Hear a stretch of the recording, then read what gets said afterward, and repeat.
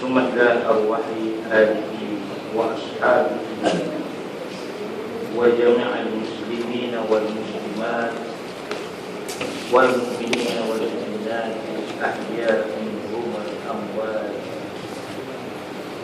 خصوصا إلى الذين من اجتمعنا هذا ولأصحاب الوقوف علينا شيء الله عليهم الفاتحة. أعوذ بالله من الشيطان الرجيم. بسم الله الرحمن الرحيم. الحمد لله رب العالمين الرحمن الرحيم مالك يوم الدين إياك نعبد وإياك نستعين اهدنا الصراط المستقيم صراط الذين أنعمت عليهم غير المغضوب عليهم ولا الضالين. آمين. السلام عليكم ورحمة الله وبركاته. الحمد لله الذي يقول والذي يصلي عليكم وملائكته ليخرجكم من الظلمات إلى النور وكان بالمؤمنين رحيما. تحيتهم يوم يلقونه سلام وأعد لهم أجرا كريما. ونشهد أن لا إله إلا الله وحده صدق وعده ونصر عبده وأعز جنده وحزم الأحزاب وحده. ونشهد أن سيدنا ونبينا محمدا عبده ورسوله صلاة وسلاما على نبي ليس نبي بعده سيدنا محمد وعلى آله وأصحابه ومن والاه. Alhamdulillah, kita memanjatkan kesyukuran kepada Allah Azza wa Jalla kerana pada pagi ini kita diizinkan Allah bersama berkumpul melaksanakan kefarduan salat subuh berjamaah dan kita mengisi sedikit masa sebelum terbit matahari, iaitu kuliah subuh. Terbit matahari itu sudah kuliah subuh lah, itu kuliah duha pula.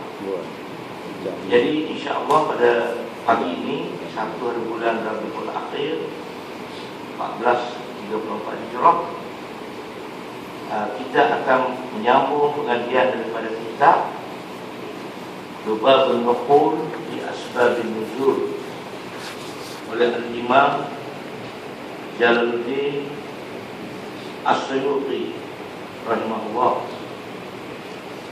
Di mana pada subuh kita pada pagi ini membicarakan ayat 257 surah Al-Baqarah.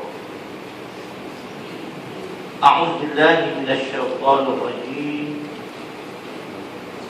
Allahu waliyul ladzina amanu yukhrijuhum minadh dhulumati ilan nur wal ladzina kafaru awliya'uhum at-taghut yukhrijunahum minan nuri ilal dhulumat ulaika ashabun nar hum fiha khalidun. Yang bermaksud Allah adalah pelindung orang-orang yang beriman. Dia mengeluarkan mereka dari kegelapan, yakni kekafiran, kepada cahaya, yakni keimanan. Dan orang-orang yang kafir, pelindung-pelindungnya ialah syaitan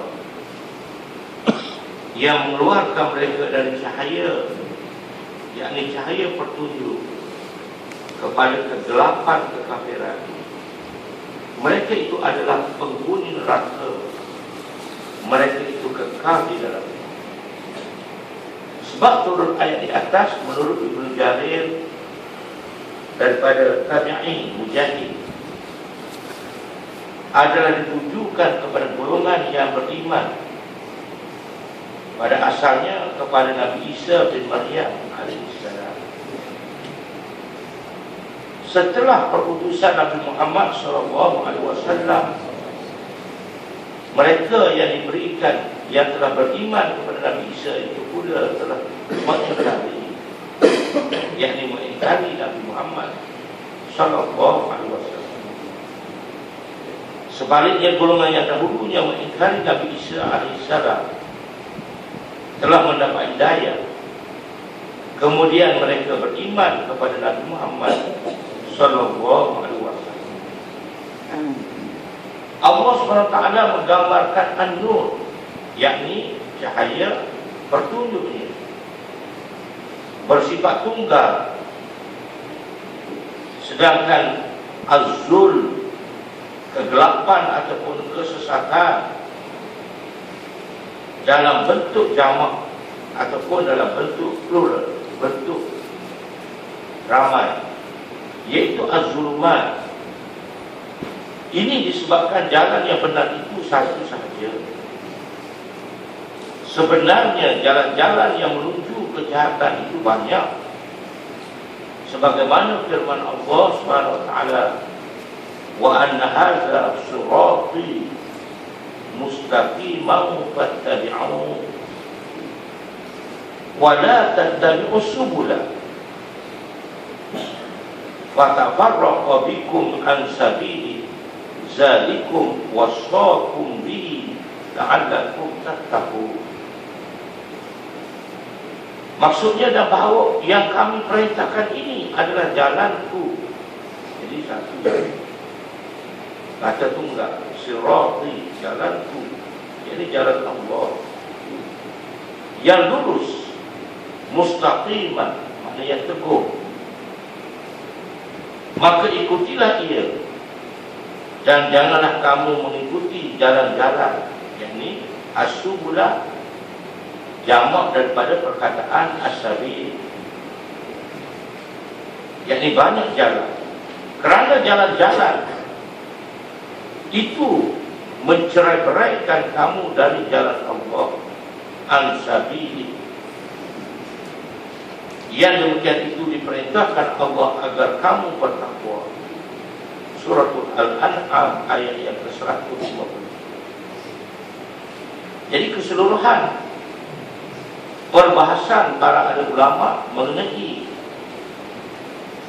Allah sebagai wali. Sebab perkataan wali di sini membawa maksud kuasa dan membawa maksud al-wilayah, sebagaimana yang disebut di dalam ayat yang lain,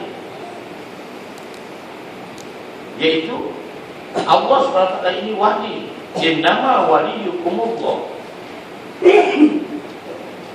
wa rasuluhu walladzina amanu alladzina yuqimuna as-salat wa yu'tuna az-zakat wa hum raki'un. Surah Al-Maidah ayat yang ke-54. Hasilnya wali kamu, yakni di sini dengan makna pelindung, yang makna yang mempunyai al-wilayah, mempunyai kuasa, mempunyai perlindungan, yakni wilayah An-Nur, wilayah petunjuk adalah milik Allah.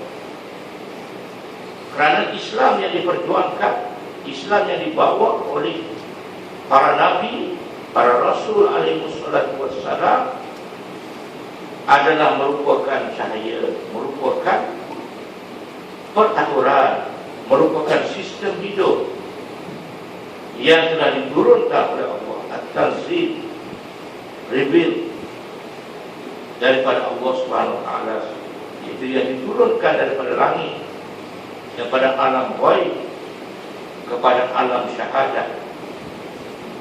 Kitabullah hablul mamdud minas samai ila al-ard. Bahwa Nabi SAW bersabda adalah hadis riwayat Imam Al-Bukhari, kitab Allah, yakni peraturannya, hablul mamdud, yang merupakan tali yang telah dihulurkan, yang telah dikurniakan daripada langit ke bumi, maksudnya daripada alam ghaib kepada alam nyata, alam realiti, alam duniawi. Dan yang keduanya, rasulnya. Rasul di sini bukan pelindung, tetapi rasul di sini sebagai pemimpin yang telah ditunjukkan oleh Allah. Dan kemudiannya pemimpin yang berikutnya yang terdiri daripada orang-orang yang beriman. Antara ciri orang yang beriman yang kita kena pilih pada pilihan raya nanti, itu pilihan raya ke-13, yang mendirikan solat. Terjemahan ini bapa lain, ya, yang mendirikan solat. Jangan pilih pemimpin yang tidak solat. Dan yang mengeluarkan zakat, dan mereka itu rukun yang ditunduk. Perkataan rukun menurut Syawal Al-Mu'adahlawi di dalam kitab Hujjatullah Al-Balighah, Hujjatullah Al-Balighah, bermaksud orang yang sentiasa bersyukur kepada Allah daripada nikmat-nikmat langit.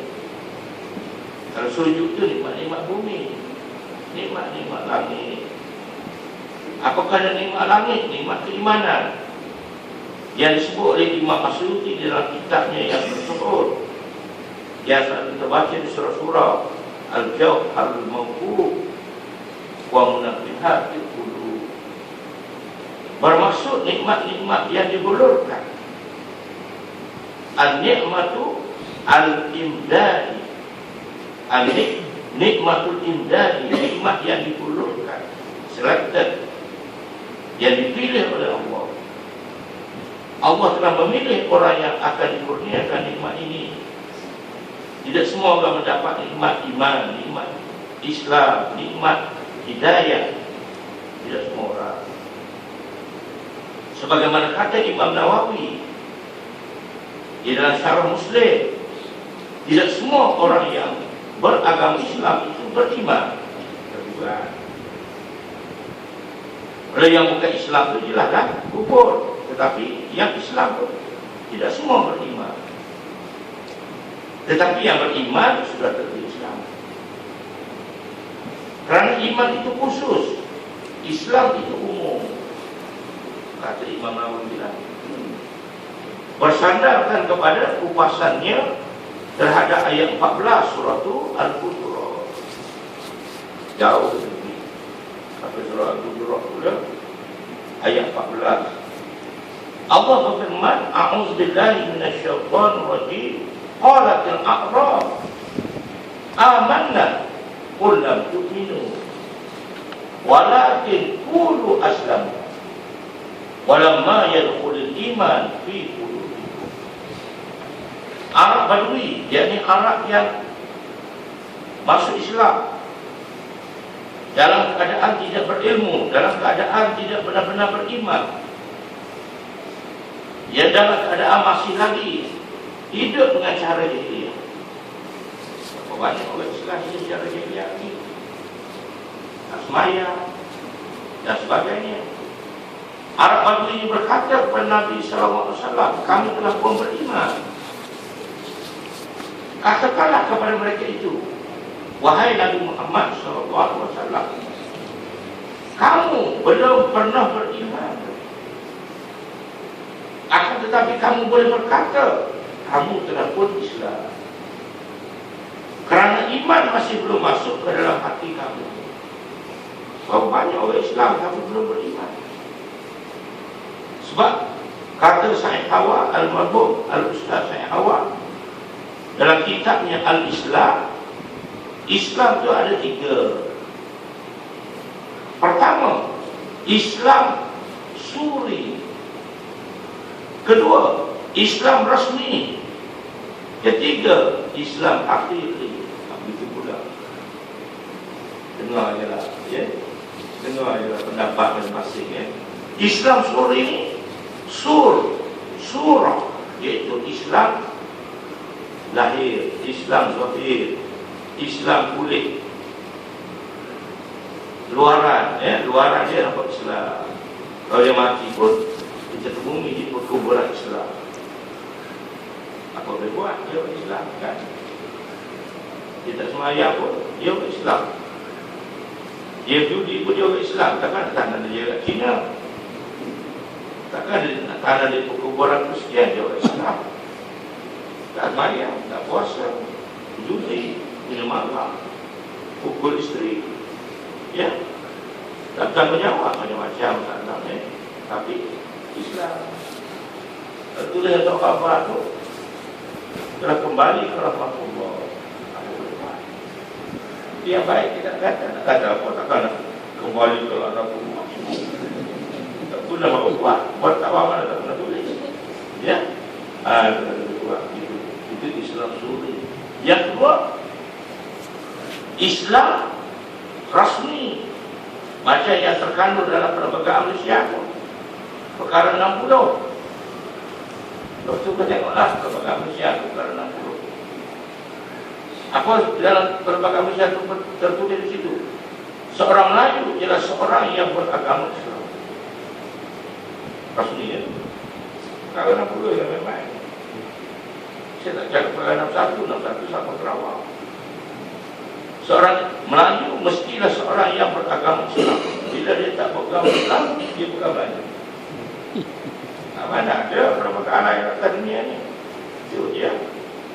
Tersebut Melayu, sebab tu dia orang confuse. Dia kata bila masuk Islam, masuk Melayu. Kembalikan keadaan dia. Di dalam konteks Malaysia, konteks Turki lah. Kalau masuk Islam, jadi Turki. Pada di Turki kan. Tapi tak pernah orang sebut bila masuk Islam jadi Arab, tak? Sebab ramai lagi orang Arab ni masih bukan Islam. Orang Melayu ni semua Islam. Hebat Melayu dia. Hidup Melayu hebat. Dia tidak layak melawan hidup Melayu. Sebab asal Arab, tak semua Islam. Pergi ke Lebanon, orang Arab kau putih ke Lebanon, orang Arab punya Lebanon. Penduduk Arab Lebanon yang berjumlah 12 juta sama juga Malaysia juga. 40% beragama Kristian. Bila sendiri lah, semua matematik ni 40% daripada 12 juta tu beragama Kristian, 60 juta beragama Islam. Jadi tak boleh kita kata Arab ialah seorang yang beragama Islam. Melayu itu semua Islam. Keluar Islamnya tak jadi main. Ini kehebatan. Perkara 60. Sama ada saya sokong tak pun cerita lain. Maksudnya beragama Islam, ya. Itu yang saya maksudkan dengan Islam rasmi. Lahir-lahir di dunia Islam, walaupun tak pernah mendengar seruan asal. Lahir-lahir dia, ya, ayah dia tunjuk, mak dia tunjuk, tapi tak sebut Allah. Happy birthday to you, itu yang disebut. Tak kali tahu. 1 tahun pertama sebab kali ni tahun berapa batang. Tahun ke-70 batang lah. Jadi itu kan, tak ada di doa selamatnya, tak ada di azannya, tak ada di iqamahnya. Berapa banyak, tapi dia orang Melayu Islam. No komen dia masuk. Cerita betul kan. Itu Islam rasmi, saya awal. Itu Islam bakal. Islam rasmi bakal. Are you Muslim? Yes, of course. Kan? You semayang? No. I malu. Ada semayang malu. Sudah lah malu. Banyak ada jumpa kat airport. Tekok Dubai pun ada jumpa. Saya semayang. Dia malu. Tapi saya tengok dia minum apa, tak malu tak. Ramai. Itu Islam, 3 jenis Islam. Jadi kesimpulannya kata Imam Nawawi, seorang Islam tidak semestinya dia beriman. Seorang Islam tak semestinya dia menyokong undang-undang Islam. Seorang Islam tak semestinya dia suka kepada kepimpinan Islam. Ya, kita tengok sebagai besar masyarakat kita, kalau orang Islam jadi pemimpin dia tak suka.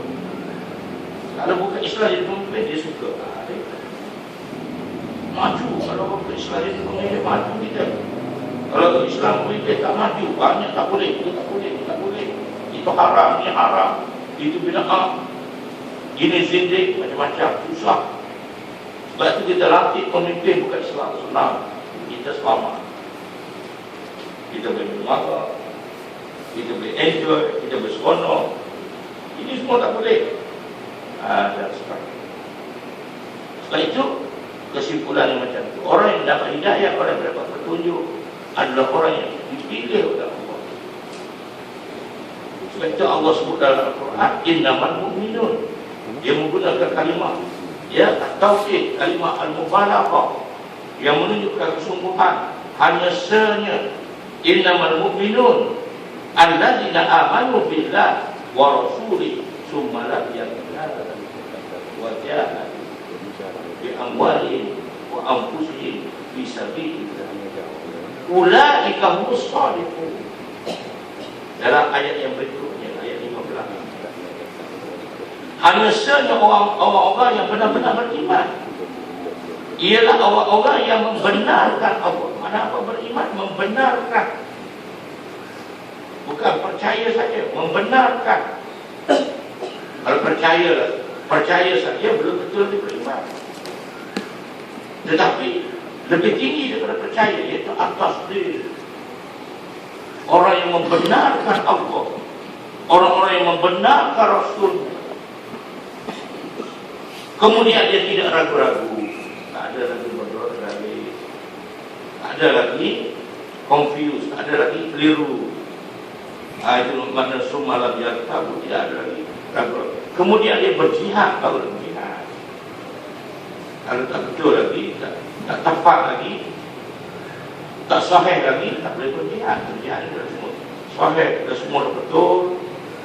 Pemimpin yang kita pilih itu pemimpin yang benar-benar adil, dari segi hukum fiqh, pengajian fiqh Islam.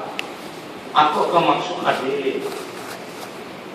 Seluruh ulama fiqh Islam seperti yang di zaman kita ini, seperti Profesor Zuhaili, Profesor Subir Soleh, seperti Muhammad Sani, dan lain-lain lagi, menyatakan seorang yang adil ialah seorang yang tidak melakukan dosa besar dan tidak al-israr bil kabair, dan tidak berterus menerus dalam keadaan melakukan dosa besar. Itu makna adil. Tidak menceroboh hak Allah, kata Ibn Hajar Al-Asqalani. Mereka itu orang-orang yang adil, orang-orang yang tidak menceroboh hak Allah, hukum Allah, dan orang-orang yang tidak menceroboh hak manusia. Apa dia hak Allah? Al-munkar. Apa dia hak manusia? Al-fahsya. Menceroboh hak Allah al-munkar, iaitu orang yang memohon pertolongan daripada yang lain daripada Allah. Dia lebih percaya kepada bohong, dia lebih percaya kepada hantu, syaitan, iblis daripada Allah. Sakit pada dia cari bohong, ya. Laki nak cerai bini, cari bohong. Bini nak minta cerai lelaki, cari bohong. Ya, semua bohong, semua masalah dalam hidup dia bohong aja. Kaki ibu bohong. Minta maaf lah ya, minta maaf lah juga bagi bohong. Ya, tapi sebabnya dia minta maaf lah, dia minta maaf lah. Kenapa boleh minta maaf aja? Ya, tapi ada sesudah kan, ada sopan budaya dia minta maaf ya. Mereka cari bohong, semua masalah dia bohong. Semalam saya dimakan di satu kedai bersama dengan kawan saya, Syarah ATM dari 9 ini disembunyi. Makan nasi ayam penuh, orang penuh. Semua penuh, banyak kedai tutup. Jadi kedai buka penuh orang. Kenapa? Dia tanya, kenapa? kedai ramai, sini ke bawah. Ada kepala kita ni syirik. Banyak syirik. Sebab apa? Sedap. Sebab apa? Penuh kedai ni. Sebab sedap. Dia tulis nasi ayam gemas. Sedap nasi ayam gemas ni. Saya boleh nampak nasi ayam gemas terus break kereta. Terus break. Berhenti nasi ayam gemas. Dekat Kuala Pilah pun ada nasi ayam gemas. Dekat Nilai pun ada nasi ayam gemas. Sedap. Itu yang paling penting. Dia bersih. Restoran ini bersih. Boleh dibuat bubuk kelas A. Restoran ini. Taraf dia kebersihan untuk A. Bersih. Cara dia menyediakan makan bersih. Cara penampilan diri. Bekerja dia bersih. Kedai dia lantai semua bersih lah. Yang kedua sedap. Itu ya yang ada lagi. Tapi yang nombor satu yang tak tertulis lagi, kerana Allah memberi, membuka itu hati kita semua, masuk ke kedai ini. Itu hakikatnya. Hakikatnya dia, Allah memberi dia jalan rezeki. Allah memberi dia peluang untuk dia beribadat kepada Allah, buat kedai ini. Supaya dia bersyukur, dia dapat duit semua, keluarkan zakat. Kemudian supaya dia pergi mengerjakan haji, banyak perayaan Ustaz. Kawan Ustaz, perayaan banyak. Saya takut awak sendiri. Nampak kedai maju, mesti bomoh ni. Mesti bomoh. Semua bomoh. Ya, kedai ni tak maju lah, orang tak masuk. Bomoh. Kena bomoh ni. Mesti kena sihir, tak maju kedai dia. Yang ni maju, sihir juga. Dia tak cerai dengan bini dia, kekal bahagia. Sihir tu, sihir. Sampai tak cerai. Hebat aku tak cerai. Bini dia bukan bergerak, laki bukan bergerak, tak cerai. Sihir. Dia bercerai. Laki punya baik, bini dia baik bercerai. Sihir, kena sihir. Ada orang kita punya doktor kan dia minta maaf. Apa masalah kita cari tolong. Kalau cari ustaz tahan dia. Elok tak tu cari ustaz tahan. Buat senang aja kok dia lagi. Kan? Mesti. Kedai maju mesti dipakai ni. Pakai apa? Makan aja. Dan sudah makan bayar. Kita bayar balik lah. Boleh nak masuk pula. Elok saya malam-malam ke kedai. Tak elok saya malam-malam kedai. Nak saya malam-malam pergi masjid. Itu aku lihat. Kamu sejam 2 jam. Soal jawab di masjid tak tahan. Lalu sekejap dia semua nak cari soal belakang. Semua nak cari tiap. Semua nak cari pisang. Pergi masjid nak cari pisang. Pisang ada ke belakang. Pisang mahal. Pak ini pada main ini tak tersekat. Cari belakang dulu. Belakang pisang. Itu saya berkati. Memang yang awal baik. Tapi lama-lama dia juga. Lama-lama dia juga. Yang baik. Yang baik akan pisang. Dia kita sedih tu. Satu malam saya mengajar di Nilai, penuh roti keluar.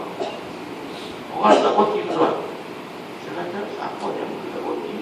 Ada tadi orang tak roti lepas dia balik. Dia nak rasuah kita semua. Dia nak rasuah ke Allah Ta'ala. Dia tak mahu rasuah, dia hantar roti dia. Dia hantar pisang dia. Untuk menghapuskan dosa dia hantar pisang. Kita pun makan. Itu dia cerita ni, ada orang macam tu. Dia datang sikit, dia datang hantar roti, dia baik dia kan. Tapi di sini tak datang. Di sini tak sanggup untuk duduk di masjid surau. Itu kita berani memiliki konsep An-Nur. An-Nur makna petunjuk yang merupakan an-nikmatul imdadiyah, nikmat yang dipilih oleh Allah. Sedangkan yang lain daripada itu merupakan nikmatul ijadiyah, iaitu nikmat penciptaan. Sebab itu orang bukan Islam tidak boleh menggunakan kalimah Allah ini.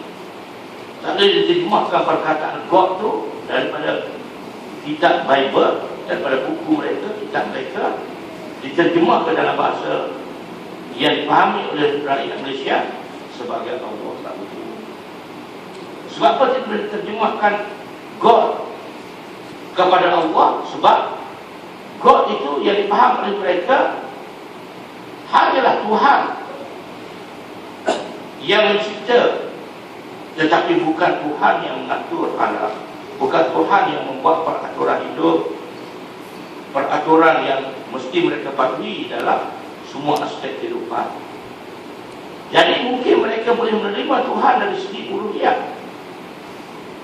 tetapi mereka tidak dapat menerima Tuhan daripada segi rububiyah, daripada segi peraturannya, daripada segi hakimiyah, daripada segi ketertinggian, ya, keagungan kuasanya terhadap makhluk, terhadap manusia, sehingga mereka lebih takut kepada peraturan manusia daripada peraturan Allah. Dia lebih mengharapkan pembalasan manusia daripada pembalasan Allah. Itu maksudnya.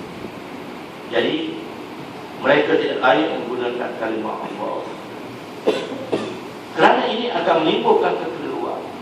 Lebih-lebih lagi, pada hakikatnya dari segi ketuhanan sendiri, dari segi uluhiyah sendiri pun mereka sudah keliru, sehingga timbulnya istilah Tuhan Bapa, Tuhan Anak, Tuhan Roh Kudus. Apa yang dipanggil mereka? The Trinity. The Trinity Al-Musallatsah. Sedangkan kita dalam Islam, dalam kalimah Allah kita yang kita gunakan, Allah sendiri menegaskan Qul huwallahu ahad. Katakanlah bahawa sesungguhnya Allah SWT itu Maha Esa, satu-satunya, Maha Tunggal, dan Allah itu menjadi pergantungan kepada kita. Dia tidak beranak dan dia tidak diperanakkan, dan tidak ada satu jua pun yang menyerupai. Yang kita baca dalam surah Al-Ikhlas. Apa makna Al-Ikhlas? Bebas. Surah pembebasan. Pembebasan kita daripada syirik, pembebasan kita daripada disintegration kepada satu kesatuan. Kesatuan dalam penciptaannya, kesatuan dalam kekuasaannya, kesatuan dalam serba-serbi. Itu makna ahad ataupun wahdah, bahawa Allah lah yang satu-satunya yang mengatur alam ini. Dia tidak bersekutu, tidak bersyarikat, tidak berkongsi, tidak bekerjasama dengan mana-mana pihak di dalam mencipta dan mengatur alam. Selesai ayat 257. Kemudian kita pergi kepada ayat yang kedua yang dibentangkan pada pagi ini, iaitu ayat 267 surah Al-Baqarah. Allah SWT berfirman, A'udzu billahi minasyaitonir rajim. Ya ayyuhalladzina amanu anfiqu min thayyibati ma kasabtum wa mimma akhrajna lakum minal ardh wa la tayammamul khabitha minhu tunfiquna wa lastum bi'akhizihi illa an taqmidu fihi wa'lamu anna Allaha ghaniyyun hamid. Yang bermaksud, wahai orang-orang yang beriman, berbelanjalah di jalan Allah sebahagian dari hasil usahamu yang baik-baik, dan sebahagian dari apa yang kami keluarkan dari bumi untuk kamu. Dan janganlah kamu memilih yang buruk-buruk lalu kamu menafkahkan daripadanya, padahal kamu sendiri tidak mahu mengambilnya, melainkan dengan memicingkan mata terhadap. Dan ketahuilah bahawa Allah Maha Kaya lagi Maha Terpuji. Mana ayat ini mengecam golongan yang nak bersedekah dengan benda-benda, dengan perkara-perkara yang tidak berkualiti, tidak bermutu. Tapi yang baik-baik, yang elok-elok dia nak beri ke orang yang tak elok, yang dia dah tak mahu. Kasut saya ni dah buruk dah, awak ambil lah. Pakaian saya ni dah buruk dah, awak ambil lah.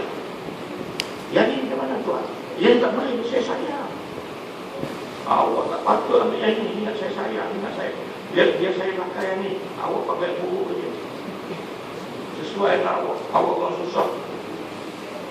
Awak nak berjuang, ambil baju buruk, ambil kain buruk, ambil kasut buruk, sebab awak nak berjuang.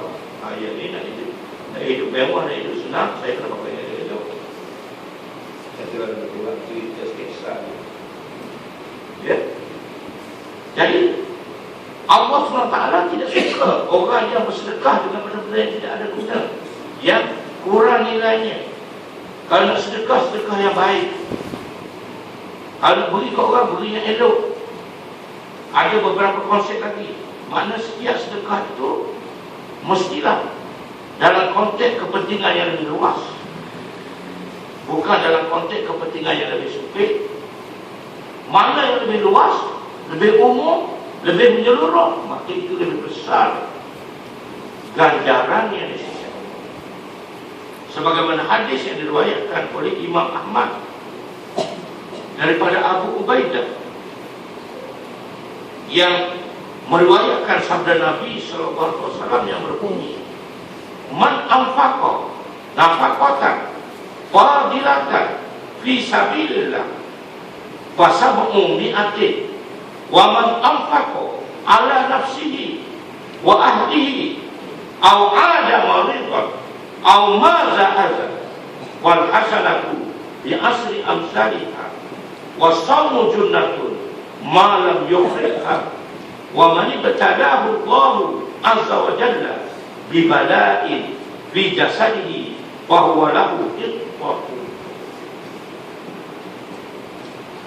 Maksud hadis ini, man anfaqa nafaqatan fadilatan, barang siapa yang membelanjakan harta bendanya ataupun apa jua yang dikurniakan oleh Allah kepadanya, yang merupakan perbelanjaan yang mulia, yang utama, yang sempurna, yang elok, yang banyak dari segi kuantitinya, tinggi nilainya dari segi kualitinya. Maknanya kualiti dan kuantiti. Fi sabilillah, pada jalan Allah. Sebab itu Dr. Qardawi yang saya bahaskan, kitabnya Fiqhul Aulawiyat, Eka Keutamaan, menyatakan bahawa orang yang tak berjuang pada jalan Allah tidak berhak menerima zakat. Orang yang berjuang pada jalan Allah fi sabilillah, ibnu sabil, adalah merupakan satu asnaf daripada orang yang berhak menerima zakat. Siapa dia ibnu sabil? Salah satunya orang yang menuntut ilmu, termasuk ilmu kejuruteraan, ilmu perekonomian, ilmu pentadbiran, ilmu sains, semua sekali dia adalah ibnu sabil juga. Asalkan matlamatnya untuk menegakkan negara Islam, menegakkan jalan Allah. Kata Imam Al-Ghazali dalam Ihya, orang yang menuntut ilmu yang dinamakan al-ilmul mamduh, bukan al-ilmu al-mazmum. Apa dia ilmu mamduh? Ilmu yang dipuji. Dia belajar ilmu pertanian, dia belajar ilmu perniagaan, dia belajar ilmu pentadbiran, dia belajar sains, dia belajar perubatan, tetapi untuk menegakkan agama, menegakkan Islam. Bukan dia belajar perubatan untuk jadi kaya. Sekarang orang nak kaya masuk ilmu perubatan, sebab buka klinik, buka belah dada je, bukan mahal belah dada, masuk besar ya. Pakai mesin, pakai gunting, kira-kira tak mahal. Tapi kalau tak IKN 40,000 mahal loh. Sebenarnya belah dada tak mahal. Ya, bisa belah. Apa mahal? Bisa buah. Mungkin bisa yang mahal. Pantakkan sampai 40,000. Baru duduk di situ, kawan saya tahu saya jalan IKN itu. Kawan saya jalan kawan saya. 70 ringgit lagi. 70 ringgit lagi. 40,000. Dulu kerja swasta, bayar 40,000 tanah. Berada aja, bukan banyak. bukan nak tambah dada, ya, bukan nak beli dada, ya, nak belah dada, ya, ada apa belah, ya, ada tersumbatnya sikit, macam kita buka kereta ke mereka, bagi sistem ke mereka tersumbat, terus ya, tak keluar tersumbat, jahit balik, oh ya, apa yang lepas dia ni dah jahit balik, benar-benar benar sekali lagi. Ibu lah. Ada tahu tak yang lihat saya lagi. Dah belah tak belah lagi pula. 40 80. Sedih ya. Jadi kalau kita menuntut ilmu kata Dr. Qardawi, maka berhak mendapat zakat. Tetapi kata Imam Al-Ghazali, orang yang menuntut ilmu agama untuk menjual agama, untuk nak cari kedudukan pangkat, maka itu al-ilmu mazmum, ilmu yang tercela. Walaupun dia belajar agama, matlamat dia, dakwah itu dia tercela. Walaupun dia belajar perubatan, walaupun dia belajar sains, dia belajar kejuruteraan, matlamatnya mulia, maka dia ilmu yang tercela. Mana kembali pada niat, intention, niat, motif. Dia belajar agama, niatnya apa? Dia belajar perubatan, niatnya apa? Adik ni belajar perubatan, niat apa? Niat nak tolong orang sakit. Itu niat macam tu memang dia betul sabi. Sebab dengan ilmu perubatan kita boleh tolong orang. Seorang doktor kita yang tersohor, bapa kepada doktor-doktor kita yang lain di kalangan orang Islam ni, Ibn Sina namanya, Syekh Rais Ali bin Hussein Ibn Sina, berkata di dalam kitabnya Al-Qanun, aku mendatangi pesakit itu dengan penuh kasih sayang. Aku berkenalan dengan mereka. Aku mengetahui kegemaran mereka, kebencian mereka. Lalu aku mengubati mereka. Doktor sama dan perdana. Apa nama makcik? Waktu dia apa ya? Kenapa berlebih? Kawan saya banyak orang terlupa. Habis ini, pakcik ini dari mana? Saya sakit, dari mana dia orang yang mana? Saya buat sakit perlu. Oh, baik, salah makan mana saya tahu. Saya sudah pakar ke makanan. Tapi pakcik makan apa? Makan mana? Waktu pakcik kenala berbuat sakit. Kita bersuara. Ni tengok, pakcik ni teruk orang ni. Kena buat pembenahan. Berapa belanja ni? Belanja tak mahal pakcik, murah je. Dulu mahal, dulu 200,000. 140,000 ya. Saya tak ada duit nak. Ya? Tak kita ada duit, minta maaf pakcik. Ada duit pakcik mati. Macam tu doktor sekarang. Ada saya jumpa. Ini selama ni nak mati lagi. Saya ada satu kawan saya besar juga lagi, saya meninggal lagi. Buat neurologi, saya ziarah. Doktor kata apa dia? Kawan awak ni nak mati tadi. Menurut kajian saya 7 hari ni dia mati. 7 hari lagi. Kajian dia bukan main-main. Kata kawan saya buat pembedahan kepala. Pembedahan kepala kawan saya.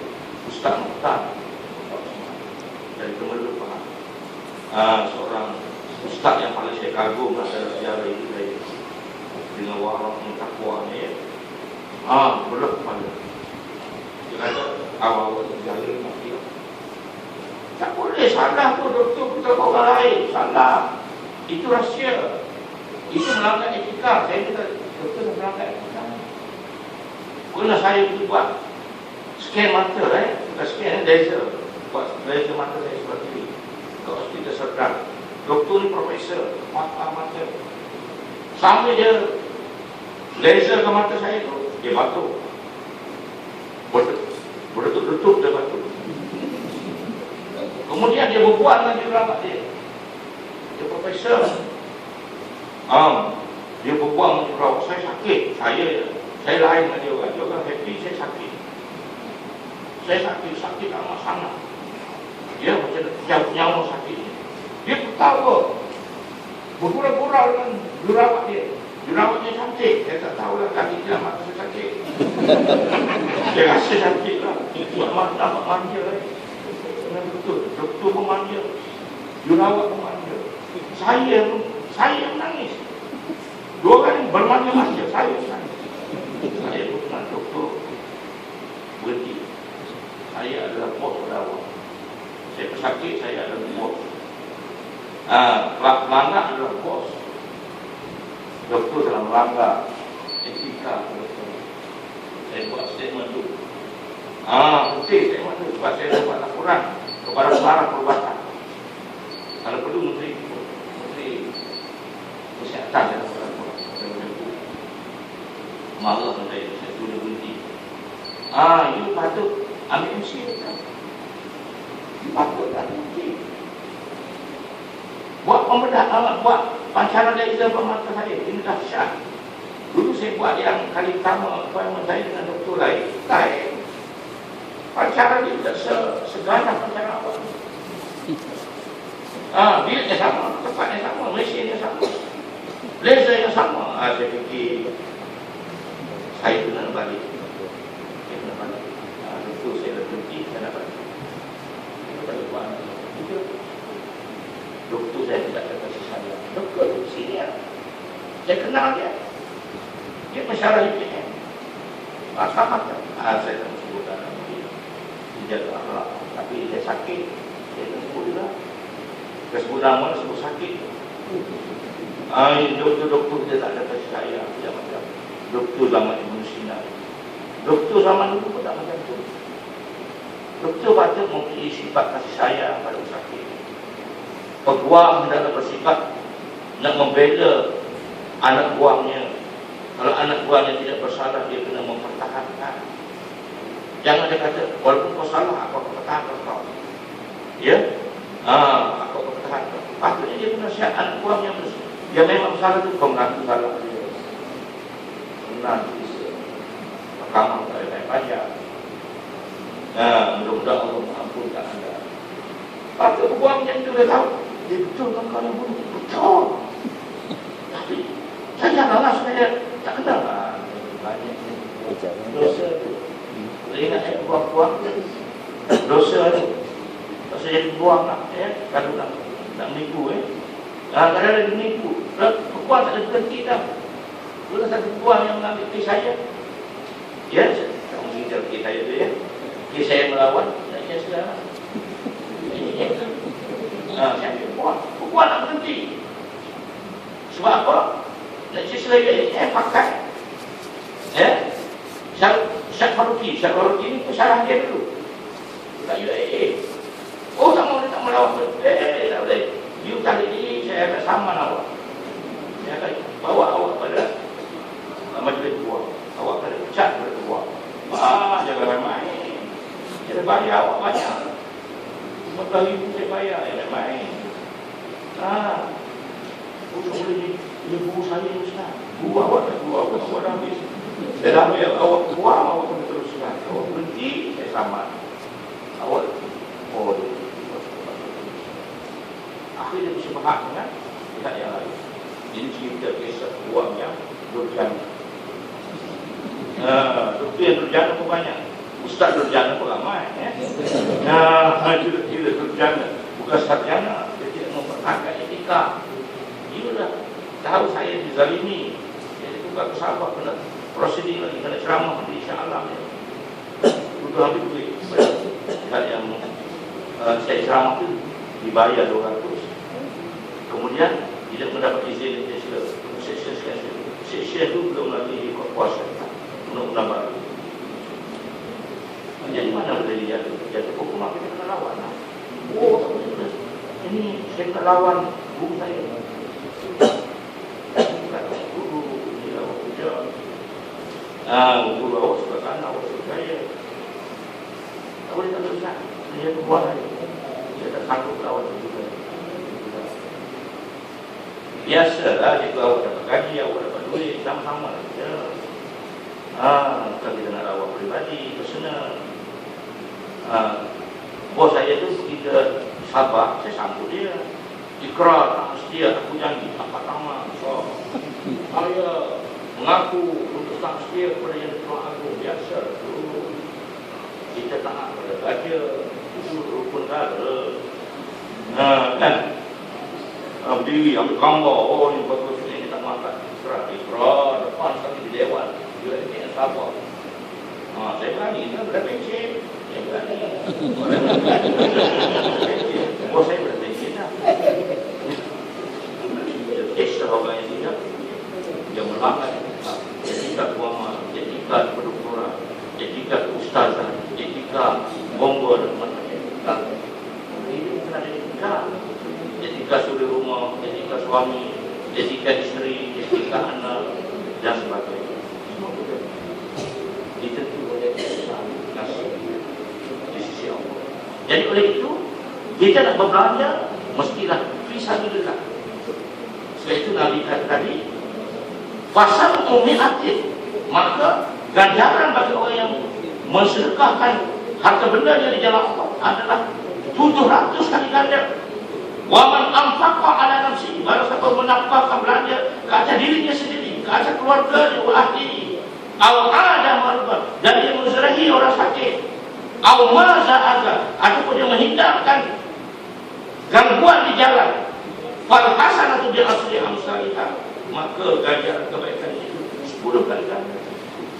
Kalau mengenai dia, mengenai keluarga dia, lepas ni kita nak balik ke rumah, nak beli roti canai, nak hantar balik ke isteri, bayang kita makan, dapat 10 pahala. Apa nak beli roti canai ke isteri, panas dia bukan. Saya tu jangan nak beli juga. Mesti dah kedai nak beli, balik ke rumah, balik ke anak, dapat 10. Kemudian nampak bangkai dia di jalan, belum ke bumi ke bangkai dia hilang busuk dia 10 pahala. Nampak paku ada jalan, belum buat, dapat 10 pahala. Wal hasanatu bi asli amsalha, satu kebaikan akan dibalas dengan 10 ganjaran. Maksudnya kalau fisabilillah 700. Kita beri duit untuk membangun sekolah, membangun surau, ya, menghantar orang belajar menuntut ilmu 700 kali ganda. Dan hadis berikut itu, puasa adalah perisai selagi kita tidak merosakkannya, tidak menjatuhkan martabatnya. Dia adalah perisai kepada kita dalam menghadapi cabaran itu. Wa man ibtalahu Allah azza wa jalla bi bala'in, barang siapa yang diuji oleh Allah dengan sesuatu ujian fi jasadi, pada tubuh badannya. Misalnya dia jatuh sakit, kakinya sakit, tangannya sakit, hatinya sakit, semuanya sakit lah ya. Bahawa maka dia merupakan kifarah terhadap dosa, menghapus terhadap dosa.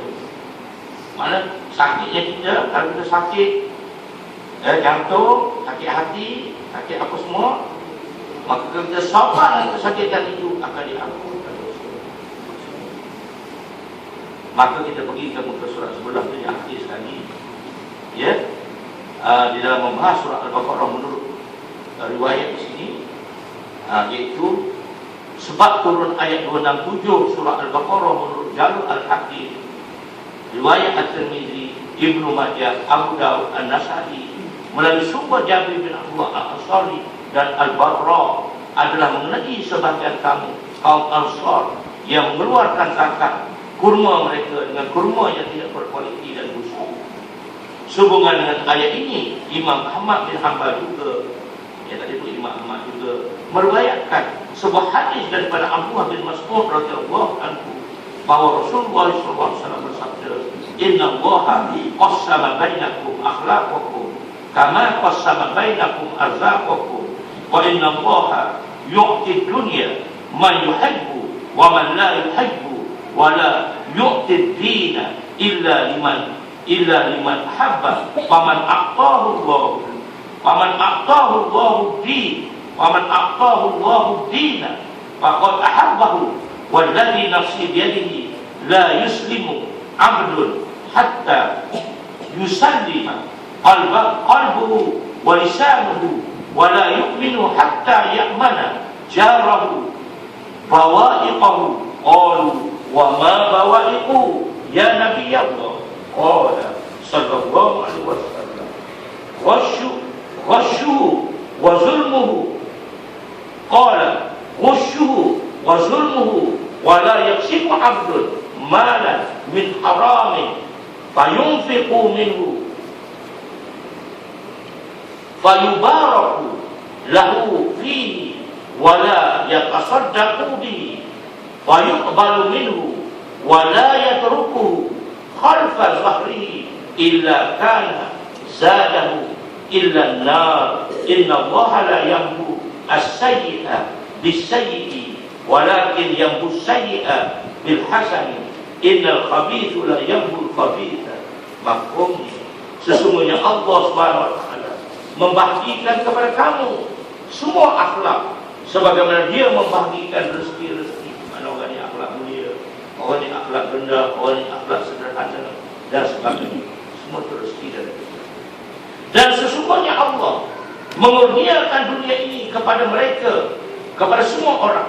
Dunia yang Allah beri pada orang yang akan dunia inilah, baik yang dia suka atau yang dia tidak suka. Itu maknanya nikmatul ijaz, nikmat ciptaan. Tetapi Allah mengurniakan agama, melainkan kepada orang yang disukainya. Itu namanya nikmatul indah. Yang kita kata tadi, nikmat yang dipilih.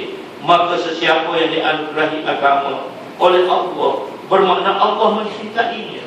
Demi Allah yang jiwaku berada dalam genggamannya, atau nyawaku berada dalam genggamannya. Seseorang hamba itu masih belum Islam selagi hati dan lidahnya belum tunduk dan patuh kepada Allah. Dia masih lagi tidak beriman, sehingga jirannya tidak merasa aman daripada kerenahnya. Para sahabat bertanya, apakah yang dimaksudkan dengan bawa ilmuhu, yaitu kerenahnya itu? Junjungan Nabi SAW bersabda, penipuan dan perbuatan aniaya. Dan tidak sekali-kali seseorang hamba Allah itu berusaha mencari rezeki dari yang haram, lalu dia membelanjakannya dan mendapat keberkatan darinya. Dan tidak sekali-kali dia bersedekah dan sedekahnya diterima. Dan dia tidak sekali-kali dia menyimpan harta yang haram itu kecuali ia menjadi bekal ke neraka. Sesungguhnya Allah tidak menghapuskan yang jelek dengan yang jelek, melainkan Dia menghapuskan yang jelek dengan yang baik. Sesungguhnya yang jelek tidak akan dapat menghapuskan yang jelek. Itulah makna itu jelas. Bahawa apa saja pekerjaan kita yang baik, sedekah kita yang baik, mesti dari sumber yang baik, dengan niat yang baik.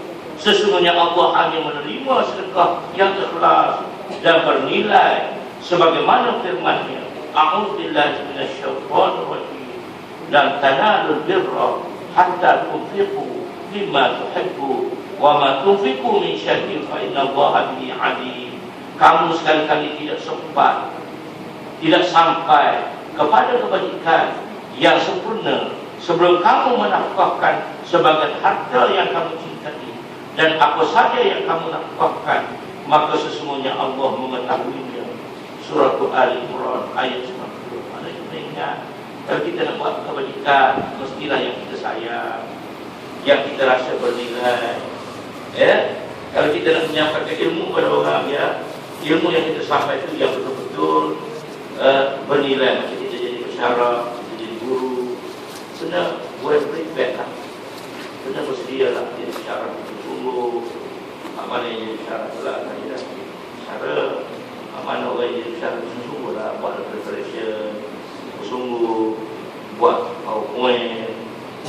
Bila saya dah tak berdiri lagi lama di hadapan pelajar, saya pun memohon besar awal. Itu lagi apa, saya ni dah tak mampu dah nak menyampaikan kuliah. Maklumlah 18 jam minggu, berdiri 18 jam, 18 jam berdiri. Mana arah kita orang tua, orang muda-muda boleh dah bicara muda kan, orang muda-muda kuat, jadi boleh jadi bicara. Kalau saya dah tak berdiri dan satu kawan saya, dia duduk, sebanyak muda 2 jam dia duduk. Sehingga sekarang saya dalam kelas guru buat laporan, dulu tidak mengutamakan laporan pelajar daripada laporan bicara. Laporan pelajar lebih didengar, tapi itu betul laporan itu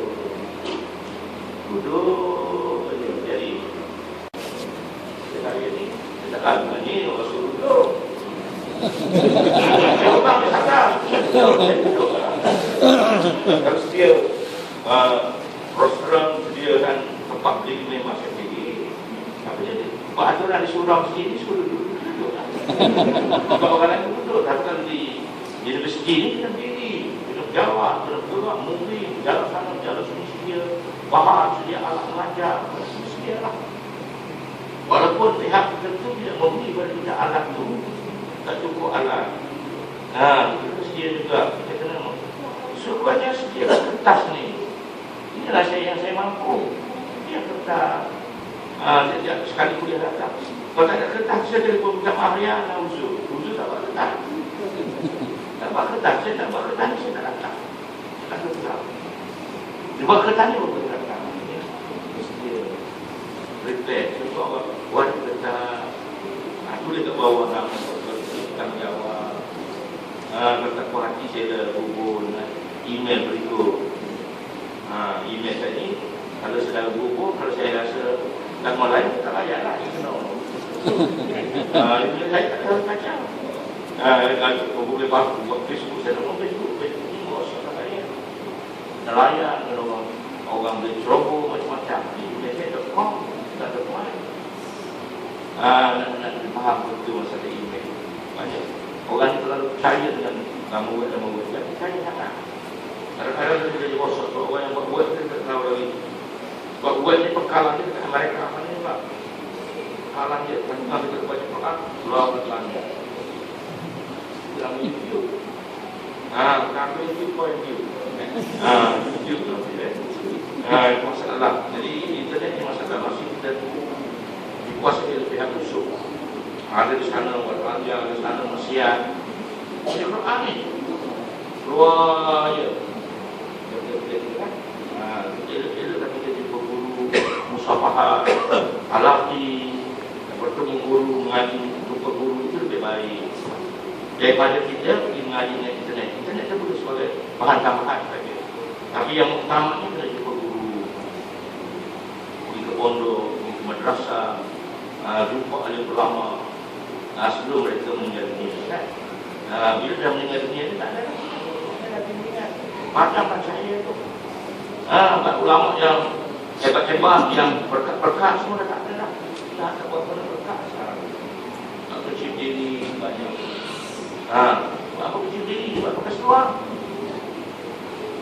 Ulama dulu pakai kain dia duduk. Pakai kain ada diri kucing. Itu Allah Allah kita pahala ya. Jadi di pondok ni tak benar pakai seluar. Haram pakai seluar. Kemudian dia tak mau belajar itu beri minyak lampu semua ni botak ke kepala. Semua yang lagi pun selama dulu kepala botak. Bubu berkata bubu logo. So apa tak boleh beli, tak boleh buat jambu, tak boleh buat jambu. Lama saya tak menjambu lagi. Wah, bosan jambu. Jadi kena pakai serban, pakai kiak, pakai kain pelikat. Jadi suasana pondok jadi lebih berkat. Bukan maksudnya tubuh dia tak maju tidak, tetapi dia ada masalah dia. Bila kain pelikat, pakai serban, akan buat jahat lagi, akan terjadi wayang lagi, akan buat maksiat lagi. Biar datang kepada sekuannya, dia jangan biarnya itu matlamat tubuh itu beritahu saya. Nampak tubuh berjam.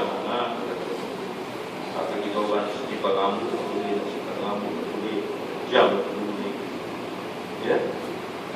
Matlamat kamu tak matlamat dia. Tapi masa tu saya dari sini, saya tanya masa baru tanya takut. Ke sini dah. Baru tanya tubuh, kenapa tubuh tak kenal sifat rambut sedangkan Nabi pakai rambut, ada rambut. Tak pernah dia pakai seluar, pakai seluar. Konok, gaya orang muda kan. Tubuh buat kita jadi orang tua pula. Dan tujuan dia itu, supaya kamu ni terkira dalam majlis ilmu, dalam menjalani ilmu, buat mengaji pun juga. Nak hafal, zaman dulu hafal. Zaman sekarang mengaji Inggeris ni, cedok sini tak dia. Dapat betul, dapat master, dapat bachelor, dapat diploma, cedok sini. Tak baca buku tu, tak tengok buku tu. Dia kata internet dia. Copy and paste, copy and paste, copy and paste. Itulah sarjana sekarang ini. Buang-buang ada.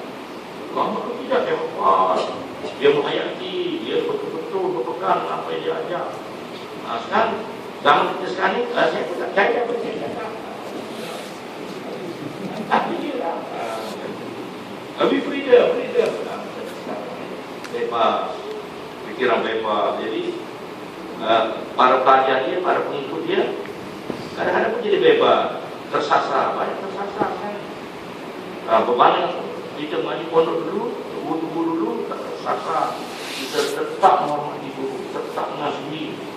Bila dia meninggal dunia, kita menangis, kita bersedih, kita merasai kehilangannya. Sekarang masyarakat kita meninggal dunia, apa?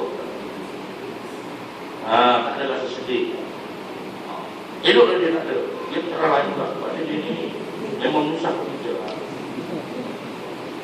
Kita suka cara yang tegas. Yang balik di sisi tegas. Kalau tak boleh, saya tak mau. You nak kena buat betul lah. Tak ada yang macam tu sekarang. Tak ada. Yang macam tu dah makin kurang. Yang tegas dalam pengajaran itu. Kebanyakannya betul suruh yang liberal, yang bebas, sehingga para pelajar tidak ada pegangan lagi. Subhanallah, kalangan saya hari ini berada bulan 7,5 nampaknya dah 50. Jadi sebelum 8 tidak. Masa aku orang kata kuliah rumah. Nanti dah jadi kuliah rumah. Jadi kita berbanding berusaha lagi, 3 hari lagi, besok nak kuliah. Kita nak kerja dan jadi setakat kita dulu kita bertemu lagi pada kuliah yang akan datang, kembali pada waktu normal lah, waktu maghrib. Baru ni saya bersama di Patani dan bersama kerja di Bali juga menjadi Patani Bali. Kita bersama berdoa karena satu doa yang diajarkan oleh Imam Al-Ghazali dalam kitabnya Ayuhan pada anak. أعوذ بالله من الشيطان الرجيم بسم الله الرحمن الرحيم الحمد لله رب العالمين اللهم صل وسلم على سيدنا ونبينا محمد وعلى آله وأصحابه أجمعين اللهم إنا نسألك من النعمة تمامها ومن العصمة دوامها ومن الرحمة شمولها ومن العافية حصولها ومن العيش أرغده ومن العمر أسعده ومن الإحسان أتمه ومن الإنعام أعمه ومن الفضل أعذبه ومن اللطف أقربه اللهم كن لنا ولا تكن علينا اللهم اختم بالسعادة آجالنا وهبك بزيادة آمالنا واقرن بالعافية غدونا وآصالنا واجعل إلى رحمتك مصيرنا ومآلنا واصبب سجال عفوك على ذنوبنا ومن علينا بإصلاح عيوبنا واجعل التقوى زادنا وفي دينك جهادنا وعليك توكلنا واعتمادنا يا الله يا Tuhan kami memohon daripada-Mu nikmat yang paling sempurna, pemeliharaan yang berkekalan, rahmat yang menyeluruh, kesihatan yang berhasil, kehidupan yang mudah, umur yang berbahagia, ihsan-Mu yang paling sempurna, kenikmatan yang menyeluruh, kelebihan yang paling lazat, dan kelembutan-Mu yang paling hampir dengan kami.